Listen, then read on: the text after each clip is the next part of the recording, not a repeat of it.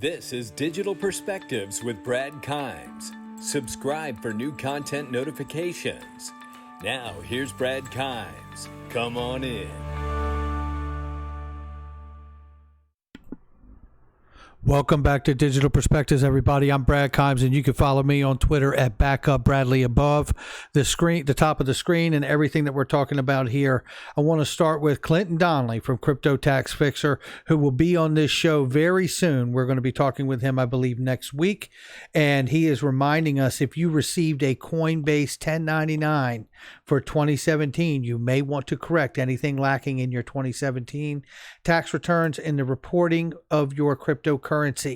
I've had two clients who were selected for audits because of Coinbase's 1099-Ks that were reported against them.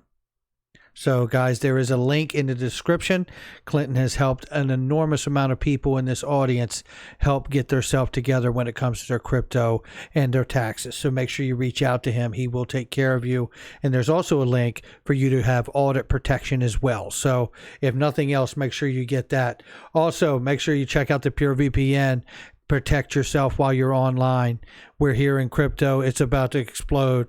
You want to protect yourself. You want to protect your ability for anybody to be able to hack you and get into your wallets, your crypto, your personal identity, assets, things of that nature. Make sure you get that. Got a link for that as well. 7-day trial, 99 cents. It's worth every bit of it. Make sure you protect yourself. Let's get in this. We got a lot to cover today. So first thing we're going to talk about here is this. MoneyGram. Let's get down into this because this is important, and we're going to build off of this and talk about the Fed. We're going to talk about Hyperledger and a whole bunch of other things and ask the question, are we live? We're starting to get the rumblings from certain places where people are suggesting that we're live. Now, listen, long-term overall, I know where we're going with Ripple and XRP. I believe a lot of us out here do. But the notion that we could be seeing this take place a lot sooner than any of us realize is quite a notion. So let's see if we can just at least start getting as many people looking at this and digging down on it. And let's talk about it. Let's go ahead and look at this. So first of all, MoneyGram, let's take a look at this news. What I wanted to share here is that MoneyGram has reported a massive increase of 207% in digital transaction growth. They were doing hardly anything in digital transaction growth. Prior to that, I believe the number was around 20%. There it is right there. And it looks like that has grown considerably since getting in business with Ripple and doing what they've done. The other thing I wanted to follow is that, just full disclosure, Goldman Sachs had a positioning in MoneyGram. They dumped $6 million worth of MoneyGram stock in the past month. So that's something to note. However, they will finish the article here very strongly by saying the lion's share of the company's operating profit comes from its blockchain partner, Ripple, that pays market development fees for driving XRP's liquidity. Now, what I want to say about that is that, this really comes down to incentivizing a company inside of an entire industry of remittance. And I know a lot of people think, hey, so Ripple's paying them to use, and, yes. And they're helping them develop the market infrastructure while the rest of the world and all the other areas of industry of finance and banking examine exactly what's taking place with Ripple and MoneyGram and understanding the positive impact of the new technology and the new plumbing and the new financial system that they're using to their benefit. And obviously, this leads to a much larger conversation, which is RippleNet. And who else thinks that's a good idea? I don't know. The IMF. Remember those videos we just did? Shout out to Mickey B. Fresh on that one. Now, let's keep moving because along with the idea of the new payment rails system and new payment systems and new innovation and how it's updating domestic payment rails and international payment rails, we see here, this came from Big Skinny. Shout out to Big Skinny. Observations from the Foo Wire project experimenting with DLT for payments use. Let's just run through this really quickly. So In summary, 2019, a team of Federal Reserve Board conducted small-scale experimentation named the FuWire Project to build a payment system using distributed ledger technology. The team built the system using Hyperledger Fabric, a popular DLT platform, because it generally met the team's designs and requirements of a closed network, mature technology, and enterprise readiness. The experiment highlighted the potential of DLT for certain payment uses, the quick speed with which a system could be implemented, the potential simplicity of a smart contracts, and range of functionality offered by such platforms. It further highlighted the need for more experimentation to better understand the possibilities for wide-scale adoption and use of any DLT platforms for payments. Then it goes through here and it talks about the different areas of the world and projects they work with, like Project Jasper and Ubin in Singapore, Stella in Japan and Europe, and so on and so on. It lays that out. But here's what I'm going to do. I'm going to go ahead and jump to this because it's long. I'm not going to read the whole thing to you. You can breathe a sigh of relief.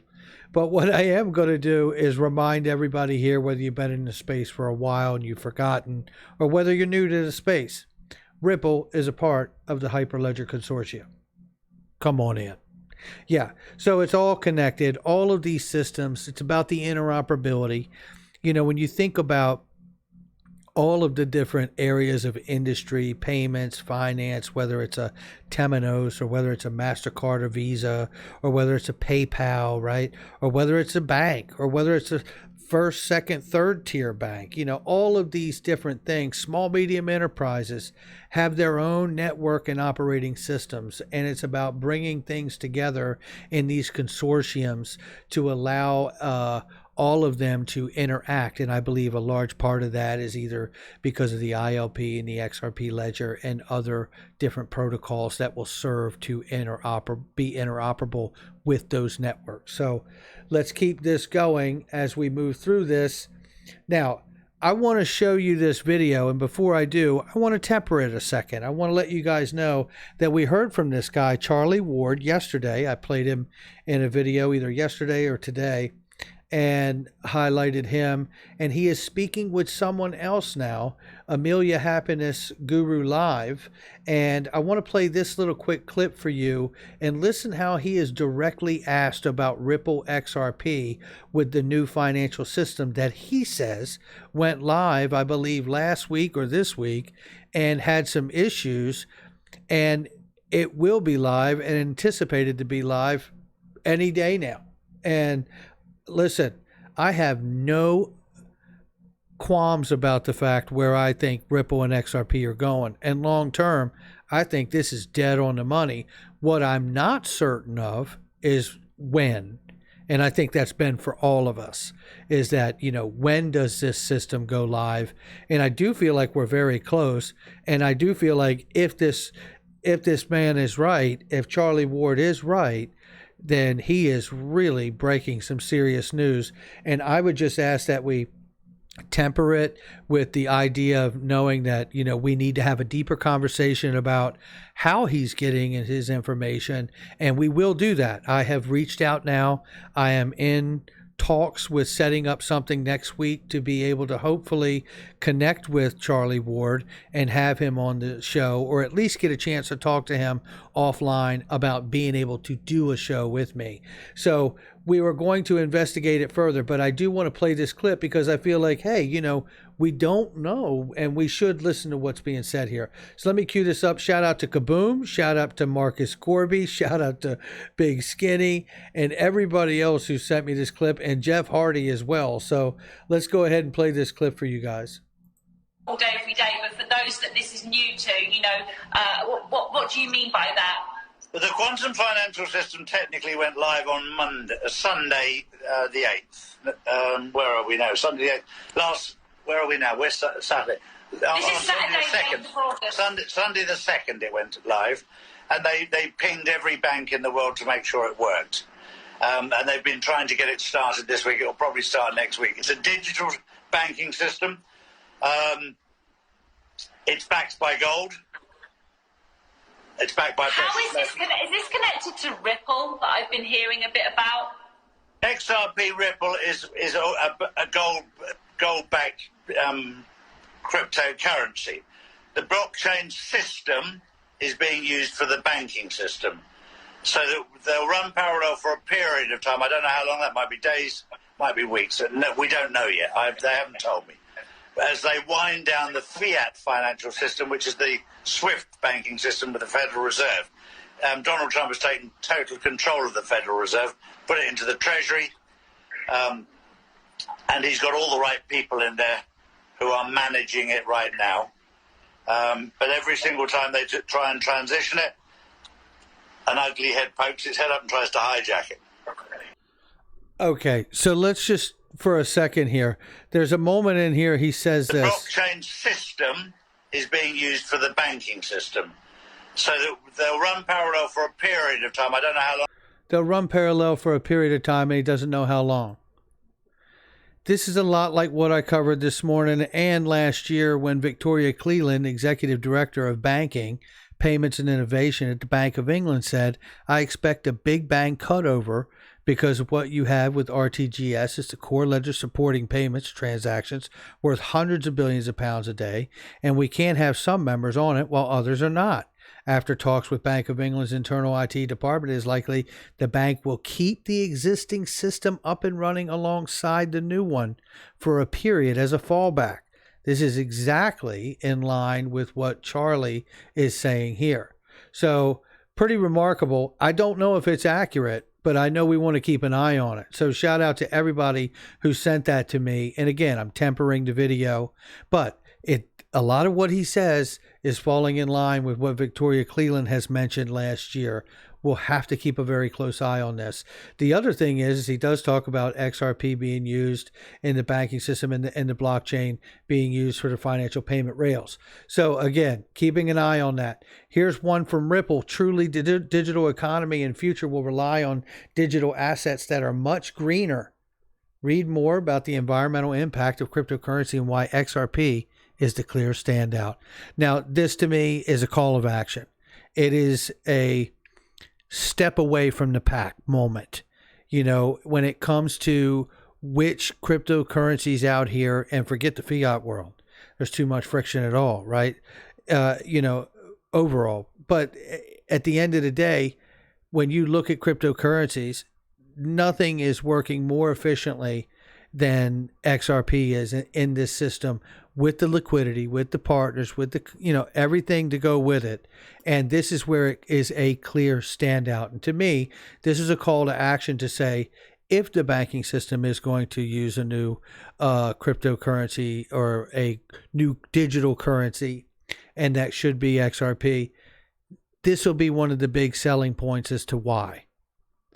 Not only is it more scalable, more secure, more accurate, no errors, right? But it is more green. It is more efficient overall. And that is an enormous selling point that the world needs, as well as what it can do for the velocity of money. So let's go ahead and continue this. This one comes from I Am Legion. Shout out to you, buddy. I hope you're doing well, you and your family. NASDAQ and R3 back in April 2020, we covered this.